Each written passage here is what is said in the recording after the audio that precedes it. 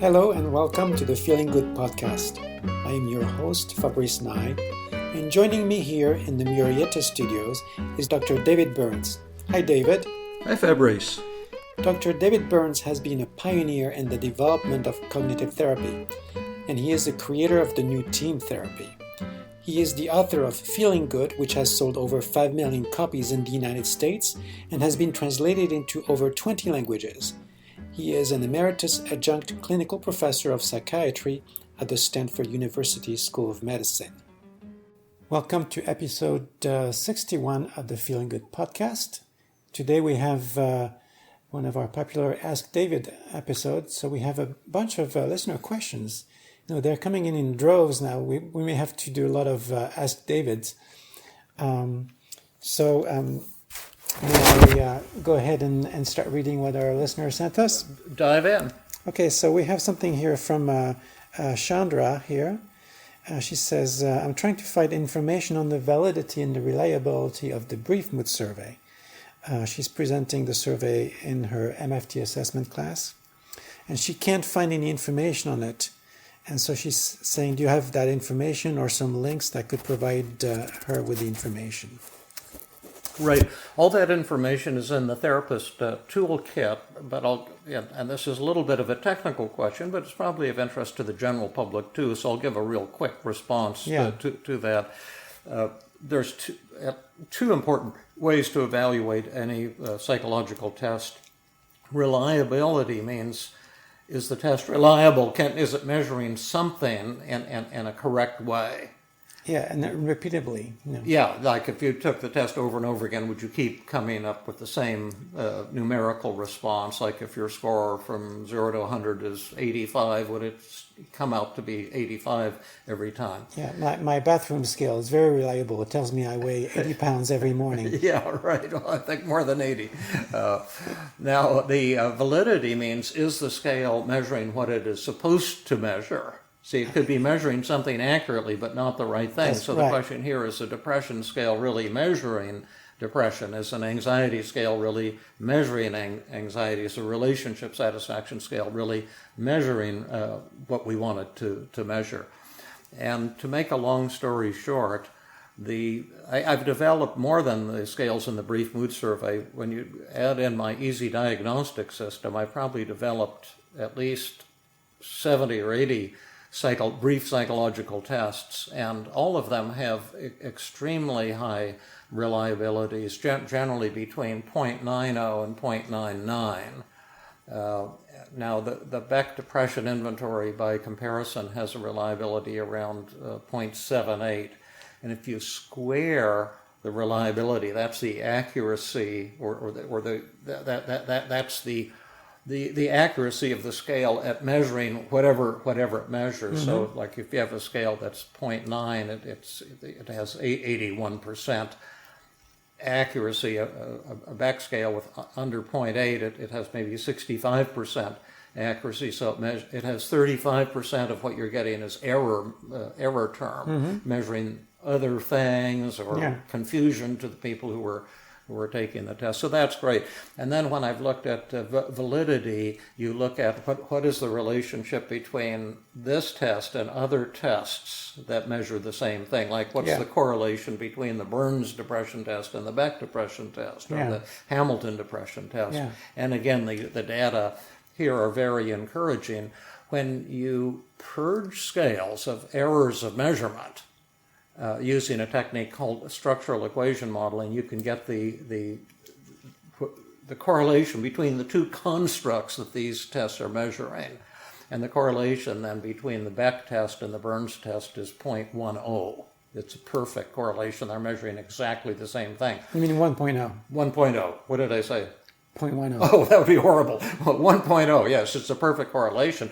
But if you look at the correlation between the numbers that the tests add up to, that's about 0.9 or 0.85, mm-hmm. mainly because of the errors of measurement in the Beck test. Yeah. But the answer is you can find all of those numbers in the toolkit upgrade, and also in the easy diagnostic system, and the numbers are very, very encouraging. Great. And as you're mentioning the toolkit, can you briefly say what's in the toolkit and whether people might want to Well, the people who order might it? want to order it would be therapists, actually, and the toolkit is hundreds of pages of psychological tests and treatment tools. And when you purchase the Therapist Toolkit, you get the license to print them or photocopy them and use them for the rest of your life in your work with patients. So instead of like buying Beck depression tests, which they charge you like $1.50 or $1 every time you give the test, you can give these tests out thousands of times or tens of thousands of times without having to pay a penny in royalty fees. So it's a good deal for therapists who want to start measuring and who want like beautiful daily mood logs and cost-benefit analyses and other kinds of really, really cool tools. And if you're interested in that, just go to my website, feelinggood.com, and you can find order forms for the Therapist Toolkit. Great. So moving on to the next question. This is from Johnny, who has a question relating to the cognitive model. And he says that in his own experience, and he's heard others describe this also, he says, sometimes my emotional experience is very embodied with less quote-unquote obvious thinking. There might be the odd wispy background thought, but it feels more like the thinking is under the radar. And in this situation, I tend to ask myself what the thought behind the feeling is. Normally, I can intuitively guess, pretty much like using the downward arrow technique. I guess the question is, what do you advise to people whose emotional experience doesn't have such a clear thought process? Right. Well, it's pretty easy to find your negative thoughts if you focus on a specific moment that you're upset, a particular situation, rather than thinking about your thoughts and feelings on a general level. And so when I use the daily mood log, I always say, what is the upsetting event? Think of a moment that you were upset. Where were you? What time of day was it? Now, in the example I gave in the last podcast was a colleague who had gotten some feedback from her teaching that she interpreted in a negative way, thinking it was somehow the feedback meant that she wasn't a very good teacher or some such thing. And then on the daily mood log, you can circle your feelings: sad, depressed, unhappy, angry, annoyed, and all the different feelings, and indicate how strong they are. And then it's pretty easy to say, what are my negative thoughts? What was I telling myself? And Beck's theory of cognitive specificity helps tremendously with this too, because, for example, let's say you're feeling discouraged or hopeless. Well, the thought that triggers hopelessness is always some version of, I'll never get better, my problems can't be solved, that type of thing. Yeah. If you're feeling anxiety, the thoughts that cause anxiety will always be thoughts of danger, the prediction that something terrible is happening. Like if you have public speaking anxiety, you're telling yourself, oh, I'll blow it when I give my talk. My mind will go blank. People will laugh at me. I'll look like a fool. Those are all the prediction of danger. Depression and sadness always result from thoughts about loss, the loss of something important to your self-esteem. Yeah. Like in the case I gave earlier, the woman it was a blow to her self-esteem, feeling that I'm no good, I'm worthless, I'm a lousy teacher, I'm insignificant, I should be better than I am. And so that can also help you identify that theory of cognitive specificity, what kind of thoughts that you're having. Anger results from thoughts of unfairness, that someone's treating you intentionally in a mean or hurtful way. Shame and guilt result from the thought that you violated your own value system, that you're bad. One other tip that can be helpful when you're upset and you can't think of what your thoughts are, just make up some thoughts. That's what I wanted to ask you. Does the accuracy of the thought matter? Like, does it matter whether you say something more general like, oh, I'm not good enough, or if you say something like, I'm not going to pass this test? Does it matter how accurate it is? No, I don't think the accuracy is important, but in my book, When Panic Attacks, in one of the early chapters, I have a lot of tips about how to write your negative thoughts down in a way that you can work with them with cognitive therapy techniques. And we've had some classes on this in my seminars at Stanford recently. Like, don't ever put a question in the negative thought column. Like, why am I like this? I had a woman with intense shyness, and she was a tour guide, and she'd be very shy and see some handsome fellow and get nervous and awkward, and her face would turn red, and she'd feel shy and tell herself, why am I like this? Well, you can't defeat that type of question, but you can convert it to a should statement, like I shouldn't be like this, or there's something wrong with me, or I'm defective because I'm anxious and shy around other people, and this means I'm not normal. Another question is, don't put a description of the upsetting event or your feelings in the negative thought column. Instead, put the distorted thought that triggers those feelings. For example, you wouldn't put a thought down like, oh, Mary rejected me and I feel horrible about it. Because that's not a negative thought. That's a situation. Exactly, yeah. Mary rejected me, an emotion, I feel horrible. The negative thought might be, I'm a loser because Mary rejected me, or it's unfair that she rejected me, or I'll be alone forever, or I'm unlovable. Or she should accept me, or things like this, The one final comment on this pretty important question is that there is one category where your negative thoughts, the real negative thoughts that are triggering you won't be clear to you, and we've talked about this in previous podcasts, the hidden emotion technique. Often people who are anxious will become vaguely aware that there's something upsetting going on. Yeah. And you'll know your negative thoughts, like I'm about to die would cause a panic attack, or you might have a phobia would suddenly emerge. And so you know the thoughts that are making you anxious, but there is often a hidden problem, a conflict in the here and now in your life that you've shuffled under the rug. And so you might want to listen to those podcasts on the hidden emotion technique, or read my book, When Panic Attacks, to learn how to bring those issues to conscious awareness. Yeah. Actually, this way of formulating the negative thoughts might be a good topic for a future podcast. Yeah. So here our next question is from Asaf, who says, I have social anxiety and have read your book, but it is so hard to get to doing the things you recommend on a daily basis. I just want to lay in bed and watch Game of Thrones all day. What should I do? Okay, well, I would give you two pieces of advice. First of all, take a piece of paper and draw a line down the middle from top to bottom. And in the left-hand column, write down all the advantages of lying in bed watching Game of Thrones. What are some of the advantages? It's cool. I like to watch Game of Thrones myself. Good, okay. And what are some other benefits of lying around in bed watching Game of Thrones? Well, you don't have to do hard work. It's pretty easy. Exactly. So we could go on and on and probably come up with a list of 10 benefits, right? Yeah. And then in the right-hand column, write down all the disadvantages of getting out of bed and facing your life. And what are some of those? Well, you're losing contact with all your friends. If you get out of bed and live your life? Oh, sorry. I thought you said the disadvantages. No, you're going in the wrong direction. Okay, that's what most therapists would do, try to help this woman. We're going to do paradoxical agenda setting here with a double paradox. That's what we're going to do. The advantages of lying around in bed and the disadvantages of getting out of bed. Oh, the disadvantages of getting out of bed. Well, again, you have to do the hard work, and you cannot watch Game of Thrones. Exactly.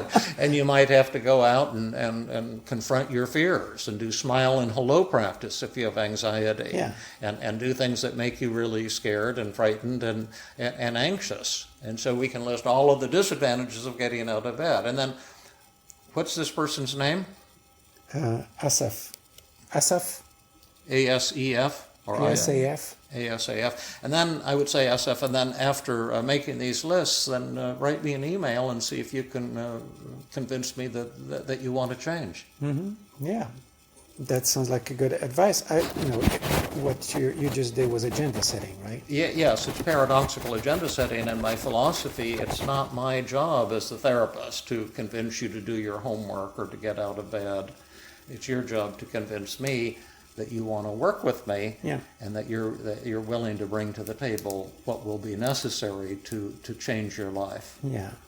And the attempt to help patients who are procrastinating will virtually always fail, and yet that's what most therapists do.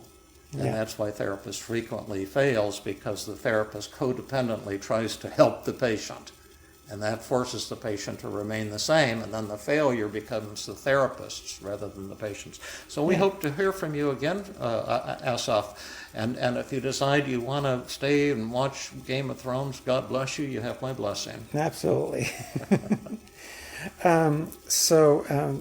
This is from Rajesh, who says, I read in an article somewhere in a newspaper that the latest scientific research shows that certain bacteria in the gut affects a gene regulator in the brain, which causes anxiety. Can this be also a cause?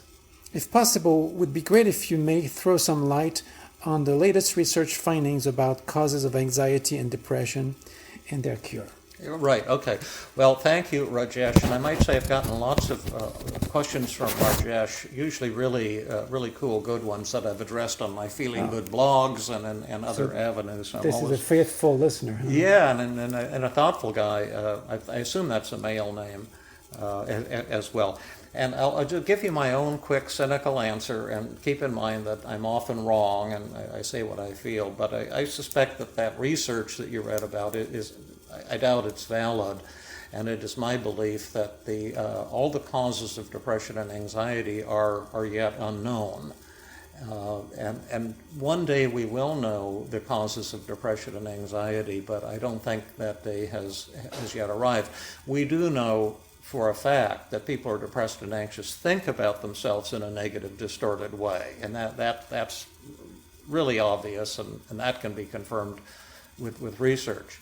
But that's not the cause of depression in the sense of the pathology of depression and anxiety. It's just how anxiety and depression are created by the brain through these negative thoughts. The question would still be, why do some of us have more negative thinking and struggle more with depression and anxiety, and then others struggle very, very little? Well, that's the million-dollar question. Yeah. Exactly. But I don't focus so much on the causes, or I don't speculate about that. I just wait patiently until the true causes are discovered. And when they are, it's going to be a headline in the New York Times. It's not going to be a little iffy thing you saw somewhere in the newspaper. But in the meanwhile, all I specialize is in quick, irreversible cures. That's what I like to do, and I can not always do that, but I can usually do that, to sit down with someone with any type of depression or anxiety, and usually get a complete or near complete elimination of symptoms in a couple of hours using Team CBT. And that's what I'm most focused on and what I'm most excited about. Sure. Okay, so this one is from Zli. Zli. From who? Zli. Z-L-Y. Zli. I don't know how you pronounce it. Okay. And he or she says, can benefit and cost table, I imagine that he means the cost-benefit analysis, can it be used to make realistic choices, like deciding which job to apply for? Or is it effective for emotional, behavioral, and cognitive problems only? Yeah, well, that's a neat question. Z-L-Y, however you pronounce that, Zli or Zili or whatever. Yes, absolutely. The tools that I've developed for depression and anxiety can be used throughout your life in all kinds of ways, and certainly the cost-benefit analysis can be useful for tough decisions like whether to leave your job or go to a new job or which college to apply for, and that type of thing. But I have an even more sophisticated tool called the DecisionMaking Form.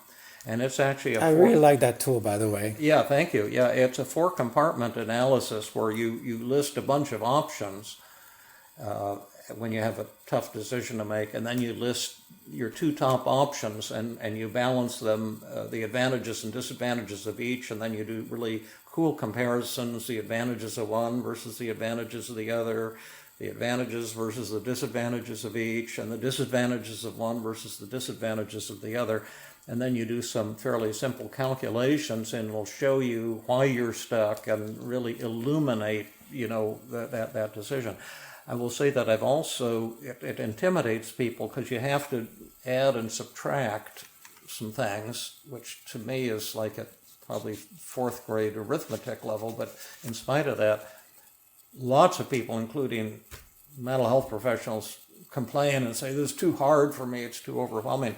So I've actually written in Microsoft Word a computer program for it, where all the calculations would be done by the computer and the screens would be presented to the user, just two at a time. Yeah, you can do that in Word or Excel, Well, I mean, that's just the plot for a computer program is what I'm trying to say. Yeah. It's not like you do it in Word or Actually, Excel. you can. Perhaps you could put in those equations and do it that way, but I would love to find someone who can program it with me and put it out on the web, because I think it'd be a tremendously popular application, be real easy for me, and it would just be eye-opening. The decision-making form not only helps you with the decision, but it shows you why you're stuck and various patterns of stuckness and how to think about them and what to do about them. I think we've mentioned the decision-making form in one of the past episodes. We may have a fellow who couldn't decide whether to get divorced or to stay in his marriage and try to improve the marriage, So now we have Debbie, who's saying that she says, I've loved you and your work ever since I first read Feeling Good. Like many others, I feel like you were talking specifically to me. Now I'm happy to have discovered your website and podcasts. Just one question about testing. A patient may feel great after a session and give glowing scores, but then sink back into negativity the next day or before the next session. How do you take that into account? Well, that's a really important thing, and you may have some thoughts on this too, Fabrice, but I would just throw out a couple things. That homework is very important between sessions. Mm-hmm. You should be using your daily mood log and writing down your negative thoughts whenever you get upset. And my patients, I ask them to do that 10 or 15 minutes every day, because this is much like learning tennis, and you can't just go and talk to the coach once a week and then expect to have your tennis game improved. Sure. You've got to put effort into it, and my therapy is very much like that. Sure, I can help you improve probably all your symptoms. I can show you how to make them disappear completely in today's therapy session, but if you want to be doing that on an ongoing basis, then you've got to practice those tools. So that's one thing. A second thing I would say, if you listen to the podcast you and I have done, and there's probably a couple of them by now on relapse prevention training, that the goal of therapy is not to be happy all the time, that we all have things that upset us. And so what you need to know is that the tools that helped you the first time will always be helpful for you. And over time, you'll find that the upsets, if you work at it and practice these tools, will become fewer and fewer between. You'll be able to pop out of the upsets quickly, and you'll have more happiness. But and again, what we've talked about in a previous podcast, I think human beings are only entitled to 5 gloriously happy days per week. And if you don't have your 5 happy days, you're being cheated, and you need a little tune-up. Mm-hmm. But if you have 7 happy days per week, you're getting too happy, and we're going to have to put you on lithium. Because I think I have taught, the Buddha has taught, I think most sensible people, experts, would say that getting upset is a part of the human condition, at least for all of us. And when those upsets come, that's an opportunity for further growth and to use the tools that were so helpful to you the first time around. Yeah, and I want to let our listeners know that Episode 48 was specifically on relapse prevention training. Oh, it was. That was the one. Okay. And if they listen to the third part of the live session with Marilyn, which is episode 51, this is the direct application of an actual relapse prevention. Yes. And we had one more question. We have one more thing, which it's mostly praise. So, don't blush, don't blush, David. I won't. I'll eat it up. This is Stephen who says, thanks for the wonderful resources. I just came across the podcast 3 weeks ago, and I'm halfway into listening to them all for the second time. This is a dedication. Cool. Wow, yeah.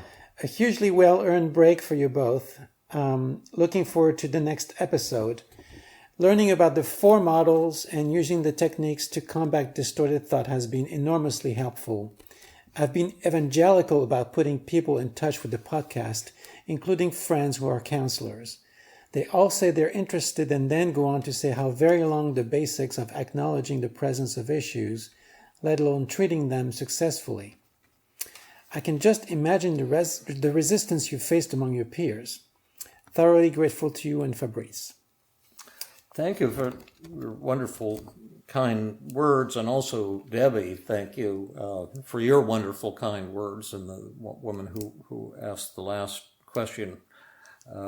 But yes, I do run into a lot of intense resistance when I teach, as well as, fortunately, tremendous numbers of mental health professionals who are excited to learn these new techniques. But I'll mention a couple areas of resistance that I run into, and then you might be able to bring it out a little bit more. One is in the area of testing before and after sessions, every session, and also having the patients rate the therapist for empathy and helpfulness of the session. I find that a certain fraction of mental health professionals are adamantly opposed to testing. They think the tests won't work. They wrongly believe that they know how their patients are feeling, and they think they're above that. And I might even point out, not as a dig, but perhaps as a fond but vivid memory, when you first joined the Tuesday group and you and I would go out on hikes and I would try to persuade you to use the testing techniques, and you were very resistant. I know. It took me a couple months before I was willing to do this. And my resistance was not about, I know how my clients feel, but it was about, I've been seeing those people for a number of months for some, and I don't want to, switch things on them. Oh, yeah, right. And you we had like this one-on-one conversation. You said, well, you can present that to them and say, this is an option. We can try it out. If it doesn't work, then we'll revert back to no testing. Yeah. And then we'll see what happens. And sure enough, not one of them blinked. Yeah, exactly. Yeah. Well, that was a great way a creative way to do it. Another reason therapists sometimes resist the testing is because the tests I've developed are so sensitive, like to empathy ratings and helpfulness ratings, that most therapists initially get almost all failing grades from all of their patients in all of their sessions, and it's hurts the therapist's feelings to discover that their empathy skills are not nearly as good as what they thought, and their therapy skills are not actually good at all. But if you have the courage to look at those data and to learn the new techniques, you can improve dramatically. So, there's a positive side to the thing.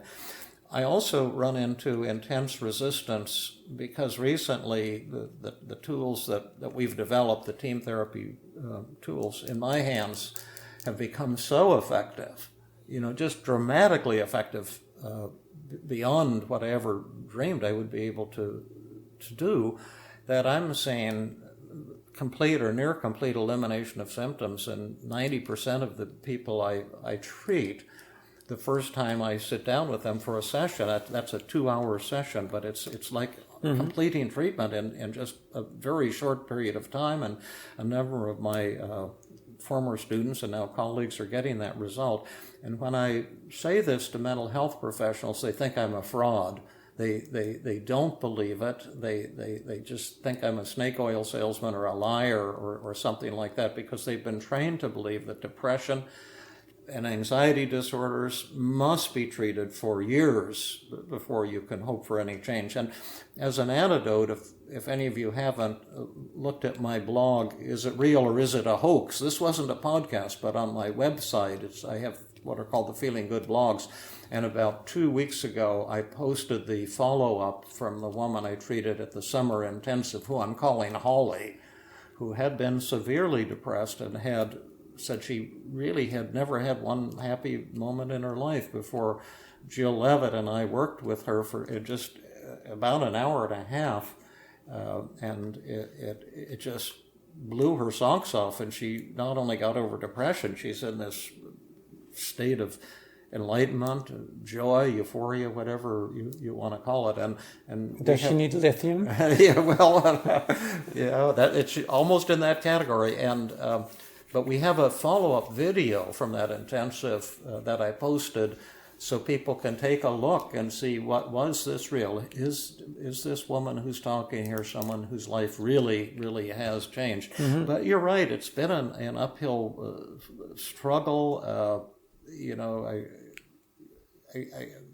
It's a little discouraging, to tell you the truth. We're getting nice responses to our podcast, a lot of listeners, but I'm not getting good sign-ups at my website, at my workshops, live workshops these days, and I do feel sometimes a little discouraged that these fantastic new tools are not more widely accepted, or that there's not more widespread excitement about them. For example, this may be self-serving, but right now there's all these people out on the road promoting trauma workshops. Yeah. And they're promoting something that has to be treated for years and years and prolonged periods of time. And they have all these methods. But, when I treat trauma patients, 100% of the time pretty much, I see a complete elimination of symptoms in one session. And I would think that this would be of dramatic interest to people, to mental health professionals. But for some reason, I'm not getting nearly the traction that I would like to be getting. Maybe you have more ideas about resistance too. Well, I think that it would be useful to see if you could have clinicians bring some of their actual clients to work with you and test out those methods, because what we've done so far has only been with people who are clinicians themselves and already familiar with the techniques. All of them have had decades of failed therapy and failed antidepressant drugs. Yeah. And the only problem with treating live people who are not in a training context is it's an ethics violation, because you're on the one hand acting as someone's therapist, on the other hand using that material as some kind of promotion or educational thing or marketing tool. That's why I have stuck with mental health professionals in training to do live workshops, because then it can be construed, or to do live therapy, because then it can be construed as a part of their training, and it also doesn't put me in line for liability or ethics charges or some such thing. Right, and so that limits the generalizability of the.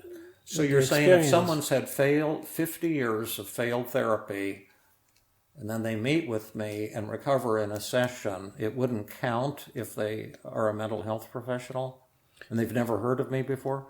Of course that would count. It shows that we can definitely treat mental health professionals well.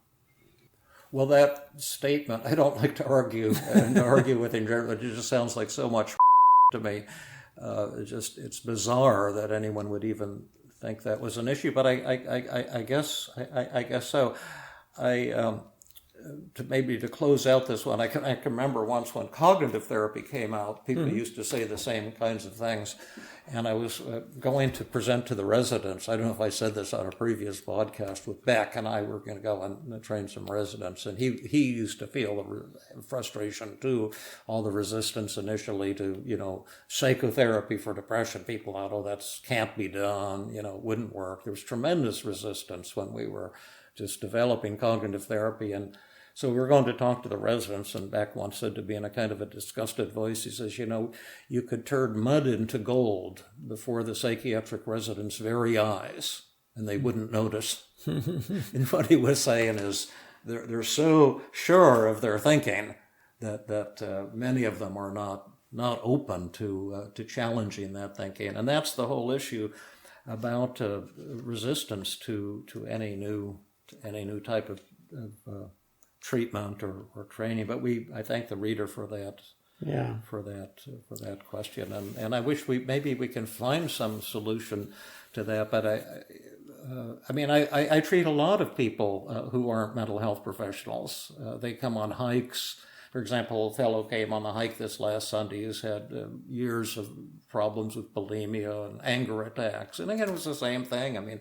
He was easier to treat than a mental health professional. Mental health professionals are tougher to treat than the general public. I've had a lot of people I've treated just, general public types. It's exactly the same. Yeah. Well, I think that was our last question for today.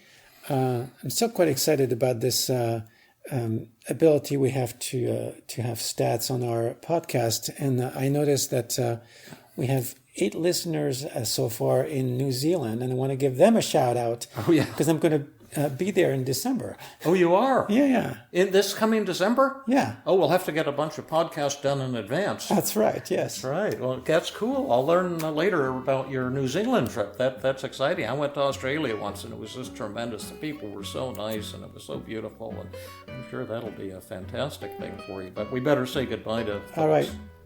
Bye-bye. This has been another episode of the Feeling Good podcast. For more information, visit Dr. Burns' website at feelinggood.com, where you will find the show notes for this podcast under the blog page, and where you can leave your comments and questions. The website has an abundance of resources for therapists as well as non-therapists, including books, workshops, a list of online training groups around the world, and much more. Theme music is Gypsy Jazz in Paris, 1935, composed and performed by Brett Van Donsel. I am your host, Fabrice Nye, and I invite you to join us next time for another episode of the Feeling Good podcast.